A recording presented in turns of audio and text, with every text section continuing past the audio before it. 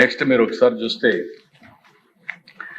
ఇది project status 2020-21 17 medical కాలేజీలు పెడతానని చెప్పి అనౌన్స్ చేసి వీళ్ళు ఖర్చు పెట్టింది 1550 కోట్లు, 18%. దీనికి కావాల్సింది మొత్తం కలిసి 8480 కోట్లు కావాలి.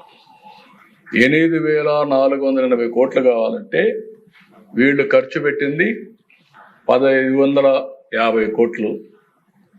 అదే సమయంలో ఇదే స్పీడ్లో కానీ పనులు చేస్తే లాస్ట్ ఎలక్షన్ ముందు 347 కోట్లు రిలీజ్ చేశారు. అయితే నేను వచ్చిన తర్వాత దగ్గర 787 కోట్లు రిలీజ్ చేశాం.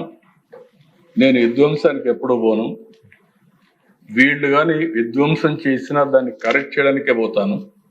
నేను అందుకనే ప్రజావేదిక అట్లనే పెట్టా, విధ్వంసానికి చిహ్నంగా ఉండాలని. అదే విజయనగరంలో నేను ఆ రోజు ట్రైబల్ యూనివర్సిటీ తీసుకొస్తే ఎయిర్పోర్ట్ దగ్గర వస్తే బెస్ట్ యూనివర్సిటీ వస్తుందని చెప్పి అనుకున్నాం. దాన్ని మార్చి సాలూరు తీసుకెళ్లారు.